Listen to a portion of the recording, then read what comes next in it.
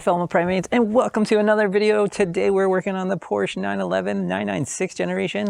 We are doing the clutch and flywheel, and while we're in there, we're going to do the rear main seal, and we're going to inspect the IMS bearing to see if it needs to be changed. We're going to see if we have the single row or the dual row, because this is a 2001 and it could be either. If it's a dual row and it's tight, we're going to leave it, because those things have a less than 1% failure rate, and if it ain't broke, don't fix it. If it's a single row, we'll cross that bridge when we get there. So we're going to show you which is the difference. We're going to show you if it has play, because if ours has play, regardless of what kind it is, we're changing it. Prepare to get dirty, because we are going deep into this thing.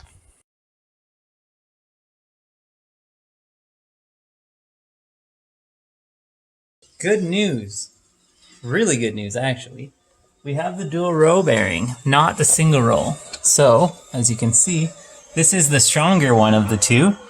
I've also drained the oil and it's looking good. I don't see any particles or any metal in it, which again is a sign that your IMS bearing has failed. So obviously it hasn't failed. This is a 2001, so it could either have the single row or the dual row. You can tell the difference on the cap. This one has like sort of a notch style, and the single row is more smooth and like goes in deeper. Single row has an 8% failure rate, which is pretty high. So dual row has a less than 1%. That's within like normal specs, and it wouldn't be a big issue on the internet if it wasn't for those 8% cars. So anyway, I don't think we're gonna have to change it, but let's open it up and check. All right, got those off. Wiggle it loose and pull it. Okay, good. All right, so as you can see, this is the upgraded style, which has the 3-ribbed. And if you have the single rib, they can kind of wear out, but this is sort of the upgraded style. So here's our bearing. A little bit of resistance, which is what you want. No play at all. Feels really solid. It's in really good shape. Comment below if you guys would change it. I'm glad that we went in here and checked it. Gonna tighten it back up and move on with the clutch. All right, so we got the new flywheel and the old flywheel. So these really shouldn't. They're 15 degrees of play when they're in the car or whatever. But you can see here I can move it on my own. Whereas this one, there's no play at all. This one's also scored, and I'm glad to be putting the new one in. We've also got the new, I didn't show you guys, the new throw-it bearing is in there. It goes nice and smooth. So that's going to make it feel better. So let's get that clutch in. So flywheel's on, torqued to 19 foot-pounds, and then 120 degrees past.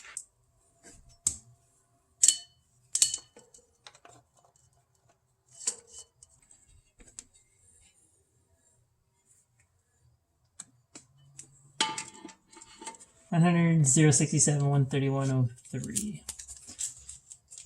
There's 6 of them. And then you get torque down to 17 foot-pounds or 208. All right, well, the IMS bearing is verified to be good. Rear main seal is good, no seepage, no leaking, and flywheel and clutch are good. Installed, torqued. Everything is torqued properly. And now it is just the job of putting the transmission back on, filling it, fresh fluids, that kind of stuff. I just wanted to update it and say, this is awesome. This was a bucket list item for me to like change the clutch on a Porsche, which I know seems like a really weird thing, but I'm really happy to get this thing back together, and I'm gonna drive it, enjoy it a little bit. The transmission is back in and bolted. All the bell housing bolts are in. So this is pretty much done. I gotta put the drive shafts back on and the front support mount. So anyway, gonna fix that, get that sorted, and then put this thing back together, and she'll be mint.